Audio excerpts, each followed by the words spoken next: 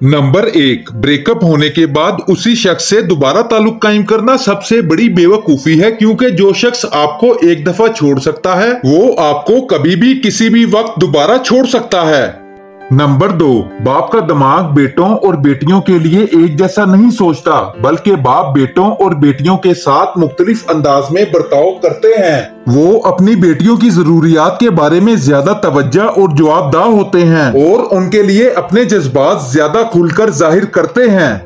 Number 3, एक अच्छा दोस्त वो है जो आपको और आपके मूड को आपसे बेहतर जानता है। नंबर 4, मुख्तलिफ सकाफतों से ताल्लुक रखने वाले लोग मालूमात पर मुख्तलिफ तरीके से अमल करते हैं। नंबर 5, हम उन चीजों की ज्यादा कदर करते हैं जिनकी तख्लीक में हम शामिल होते हैं।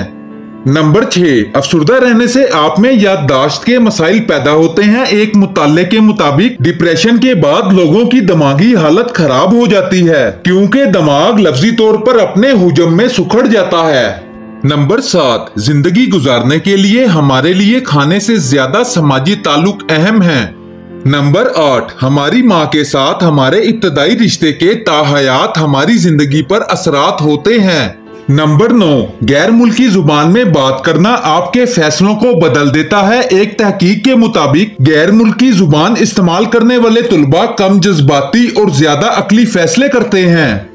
नंबर 10, एक तहकीक के मुताबिक मुज़ायका खेज लोग और खास तौर पर वो लोग जो गहरे मजा से लुत्फ अंदोज होते हैं, अपने कम मुज़ायका खेज साथियों से ज्यादा ज़हीन पाए गए हैं।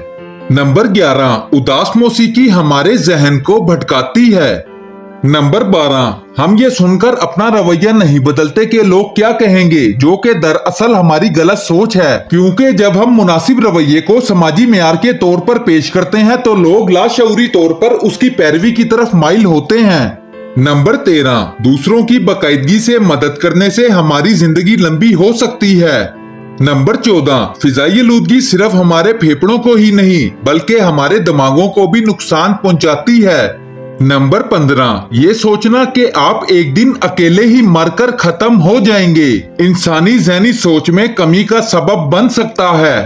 नंबर 16, कुछ जज्बात आलमगीर होते हैं। इस बात से कोई फर्क नहीं पड़ता कि आप दुनिया में कहाँ रहते हैं, लोग आपको पहचान लेंगे अगर आप उदास हैं, खुश हैं, नागवार हैं, खौफज़दा हैं, हैरान हैं या नाराज चेहरा बनाते हैं। इस वजह से इन जज्बात को आफाकी जज्बात कहा जाता है। नंबर 17, लोग चेहरे और जिस्म की हम आहंगी को पुरकशिश समझते हैं।